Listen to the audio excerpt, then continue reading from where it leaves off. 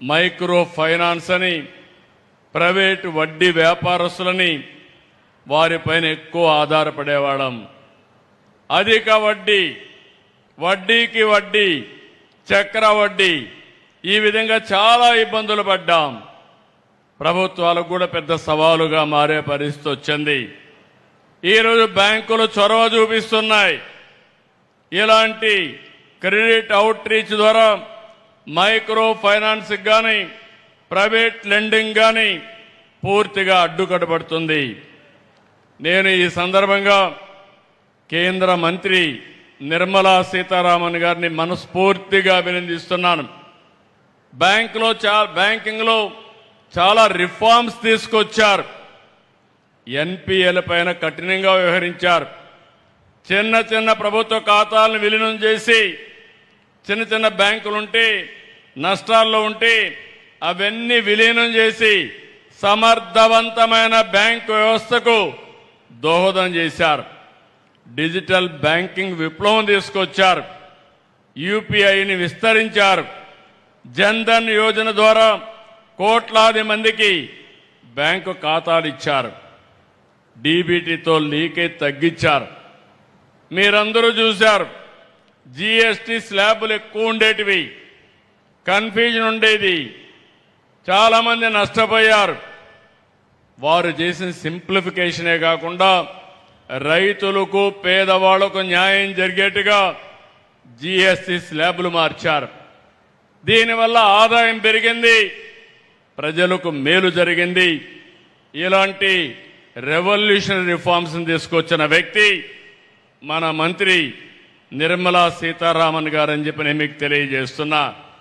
నేను చాలా మంది ఫైనాన్స్ మినిస్టర్లు చూశాను, కానీ ఈరోజు ఒక క్రియేటివ్గా చాలా సమర్థవంతంగా ఈరోజు నిర్మలా సీతారామన్ గారు వ్యవహరిస్తున్నారు. ఈరోజు ప్రధానమంత్రి గారు దేశాన్ని వికసిత్ భారత్గా 2047కి అభివృద్ధి చెందిన దేశంగా తయారు చేయాలంటే దానికి అనుగుణంగా అనేకమైనటువంటి రిఫార్మ్స్ తీసుకొచ్చిన వ్యక్తి నిర్మలా సీతారామన్ గారు అని చెప్పి నేను మీకు తెలియజేస్తున్నా. మనస్ఫూర్తిగా ఈరోజు వారిని అభినందిస్తున్నాను. నేను ఒక మాట అడిగాను, ఈ మీటింగ్కి వెల్కమ్ చేస్తూనే రాబోయే రోజుల్లో 6 జిల్లాల్లో మీటింగ్లు పెట్టాలని వారిని అడిగితే ఇమ్మీడియట్గా యాక్సెప్ట్ చేశారు. తొందరలోనే 3 నెలలకు ఒక మీటింగ్ పెట్టి ఇంకొక 6 జిల్లాల్లో ఇదే తరహా కార్యక్రమాన్ని నిర్వహించడానికి వారిని రిక్వెస్ట్ చేస్తున్నా. వారు వస్తారని చెప్పి కూడా ఆశిస్తున్నా. 2 ఏళ్లకు మునుపు అంతా చీకటి, విధ్వంసం. ఆ రోజు నేను కానీ పవన్ కళ్యాణ్ గారు కానీ ఇంకో పక్క నరేంద్ర మోడీ గారు ఒక ఎన్డీఏ ద్వారా మీకందరికీ ఒక భరోసా ఇచ్చాం. రాష్ట్రాన్ని మళ్లీ పూర్వ వైభవం తీసుకొస్తామని చెప్పాం. చెప్పిన మాట ప్రకారం ముందుకు పోతే నేను 4వసారి ముఖ్యమంత్రిగానే ఎప్పుడూ చూడనటువంటి ఆర్థిక సంక్షోభాన్ని చూశాను. ఎక్కడ చూసినా సమస్యల సుడిగుండమే. ఈరోజు ఈ రాష్ట్రం బయటపడ్డామంటే దానికి కారణం కేంద్ర ప్రభుత్వం, ప్రధానమంత్రి నరేంద్ర మోడీ గారు. దానికి పూర్తిగా సహకరించిన ఏకైక వ్యక్తి నిర్మలా సీతారామన్ గారని చెప్పి మనస్ఫూర్తిగా మీ అందరికీ తెలియజేస్తున్నా. ఈరోజు అమరావతికి 15,000 కోట్ల రూపాయలు ఇచ్చి నిలిచిపోయిన అమరావతికి జీవం పోశారు. ఈరోజు మళ్ళీ బ్యాంకింగ్ కూడా అందరికీ చెప్పి డబ్బులు ఇప్పించే పరిస్థితికి వచ్చారు. రెండో పక్కన పోలవరం 12,157 కోట్లు ఇచ్చారు. ఈరోజు వారికి హామీ ఇస్తున్నాను ఈ నర్సారావుపేట మీటింగ్లో 2027 మార్చి లోపల పూర్తి చేసి మొదటి ఫేజ్ ని జాతికి అంకితం చేసే బాధ్యత ఈ ప్రభుత్వం తీసుకుంటాం. తెలుగువారి ఆత్మగౌరవంగా భావించే విశాఖపట్నం స్టీల్ ప్లాంట్కి 11,440 కోట్లు ఇచ్చారు. ఇప్పుడు ఆ స్టీల్ ప్లాంట్ని రివైవ్ చేసే పరిస్థితికి వచ్చాం. కేంద్రంలో సెంట్రలీ స్పాన్సర్ స్కీమ్స్ అన్నీ కూడా డైవర్ట్ చేసి 90 స్కీమ్స్ని రివైవ్ చేశాం. ఈరోజు జీరామ్జీ కింద 7,700 కోట్ల రూపాయలు వచ్చే పరిస్థితికి వచ్చింది. జల్ జీవన్ మిషన్ కింద 28,000 కోట్ల రూపాయలు తెచ్చుకోగలిగాం. రాయలసీమని హార్టికల్చర్ హబ్గా తయారు చేయడానికి 1,00,000 కోట్ల రూపాయలు పెట్టుబడులు పెడతాం. ఇందులో 40,000 కోట్ల రూపాయలు కేంద్ర సహకారంతో రుణం తెచ్చుకుంటున్నాం. కొంత గ్రాంట్ ఇచ్చారు. 60,000 కోట్ల రూపాయలు ప్రైవేటు పెట్టుబడులు వస్తాయి. ప్రపంచానికి ఒక గ్లోబల్ హబ్గా రాయలసీమ హార్టికల్చర్లో తయారవుతుంది. ఇవన్నీ కూడా ఒక ఎత్తు అయితే వారి మైండ్ ఎప్పుడు కూడా క్రియేటివ్గా పనిచేస్తుంది. చాలా సున్నితంగా ఆలోచిస్తారు, డీటెయిల్డ్గా ఆలోచిస్తారు. నేను పోయినప్పుడు ఒకటే చెప్పారు, మీరు హై ఇంట్రెస్ట్ రేట్లు ఉన్నాయి, ఇవి తగ్గించకపోతే చాలా ఇబ్బందులు వస్తాయని చెప్పి 12-13% రేట్ ఆఫ్ ఇంట్రెస్ట్ ఉంటే వారి సహకారంతో 8-9%కి తెచ్చాం. దీనివల్ల సంవత్సరానికి 1,538 కోట్ల రూపాయలు ఆదా చేశాం. అది పూర్తిగా సాధ్యమైందంటే నిర్మలా సీతారామన్ గారు చూపించినటువంటి చొరవ, వారిని మనస్ఫూర్తిగా అభినందిస్తున్నాను. ఈ సందర్భంగా మనం ఒక విషయం గుర్తుపెట్టుకోవాలి. ప్రపంచం మొత్తం జియో పొలిటికల్ సిచ్యువేషన్, దీనివల్ల యుద్ధాలు జరుగుతున్నాయి. ఇంకో పక్క వాతావరణ పరిస్థితులు తారుమారైపోయినాయి. వర్షాలు పడడం లేదు. పడిన వర్షాలు కూడా పడితే కుంభవృష్టి, లేకపోతే అనావృష్టితో బాధపడుతున్నాం.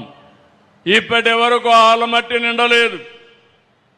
కింద నుండి నారాయణపూర్ ఉంది, జోరాలు ఉంది, తర్వాత శ్రీశైలం నాగార్జున రావాలి.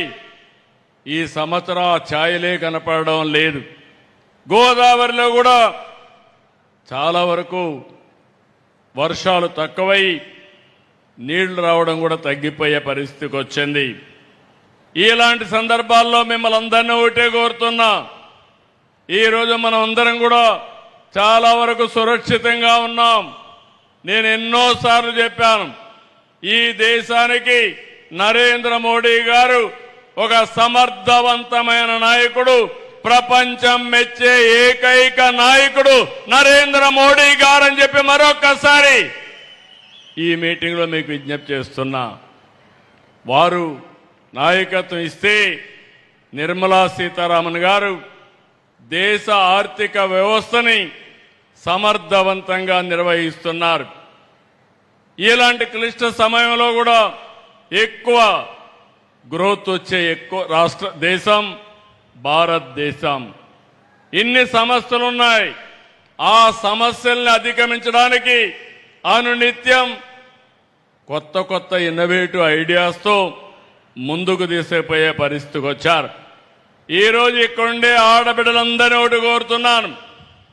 ఈరోజు నిర్మలా సీతారామన్ గారు ఒక ఆదర్శం, ఒక మహిళ, ఆదర్శవంతంగా పనిచేస్తున్నారు. ఈరోజు దేశాన్ని సమర్థవంతంగా నడిపిస్తున్నారు. ఆ స్ఫూర్తినే తీసుకుని మా డాక్రా సంఘాలని 10 లక్షల సంఘాలున్నాయి, 1,10,00,000 మంది సభ్యులున్నారు. ఈ స్ఫూర్తితోనే 1 ఫ్యామిలీ 1 ఆంటర్‌ప్రెన్యూర్, ఒక్కొక్క కుటుంబానికి ఒక పారిశ్రామికవేత్త కావాలి. అది మా ఆడబిడ్డలతో స్టార్ట్ కావాలి.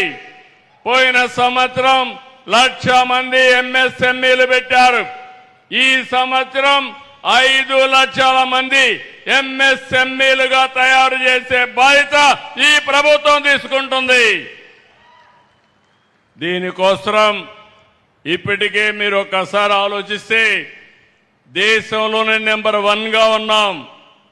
పోయిన సంవత్సరం మీరు చూస్తే 1,50,000 మంది టార్గెట్ పెట్టుకుని 99% ఇచ్చాం. దేశంలో ఎక్కువగా డబ్బులు తీసుకున్న రాష్ట్రం ఆంధ్రప్రదేశ్ రాష్ట్రం. మా ఆడబిడ్డల్లో నీతి ఉంది, నిజాయితీ ఉంది. ఎవరైనా అప్పు తీసుకుంటే 99.9% తిరిగి కట్టేసే పరిస్థితికి వచ్చారు. ఈ సంవత్సరం 1,67,000 మందికి రుణాల కోసం ప్లాన్ చేస్తున్నాం. ఇది కూడా సాధ్యం అవుతుందని చెప్పి కూడా నేను మీకు తెలియజేస్తున్నా. ఇప్పుడే ఎంపీ గారు కోరారు, ప్రతి ఒక్క మండలానికి ఆడబిడ్డలకి డాక్రా సంఘాలకి సోలార్ పార్కులు ఇమ్మని. తప్పకుండా ఇవ్వడానికి సిద్ధంగా ఉన్నాం. ముందుకు రావాల్సిందిగా మా ఆడబిడ్డల్ని డాక్రా సంఘాలను కోరుతున్నా. దీన్ని పూర్తిగా సపోర్ట్ చేయడానికి రతన్ టాటా ఇన్నోవేషన్ హబ్ తీసుకొచ్చాం. హబ్ అండ్ స్పోక్ మోడల్ పెట్టాం. అమరావతిలో మెయిన్ కేంద్రం పెట్టి అక్కడి నుంచి 5 జోన్స్లో 5 ఆఫీసులు పెట్టి దీన్ని లాజికల్గా తీసుకుపోవడానికి నా జీవితాశయం ప్రతి ఒక్క కుటుంబంలో ఒక్క పారిశ్రామికవేత్తను తీసుకురావాలని. ఈరోజు చూశాను, చాలా మంది రైతులు కోల్డ్ స్టోరేజ్ పెట్టుకునే పరిస్థితికి వచ్చారు. ఇలాంటి అనేకమైన వినూత్నమైన కార్యక్రమాలతో ముందుకు వచ్చే పరిస్థితికి వచ్చారు. మళ్ళీ మిమ్మల్ని అందరినీ ఒకటే కోరుతున్నా, ఈరోజు ఒక చరిత్ర మంచి కార్యక్రమానికి శ్రీకారం చుట్టాం. ఇలాంటి కార్యక్రమాలు ఇంకా చేసుకోవాల్సిన అవసరం ఉంది. పల్నాడు జిల్లాలో పారవలసింది రక్తం కాదు. పల్నాడు జిల్లాలో ఒక విప్లవం రావాలి, పారిశ్రామిక విప్లవం రావాలి, పేదరికం పోవాలి.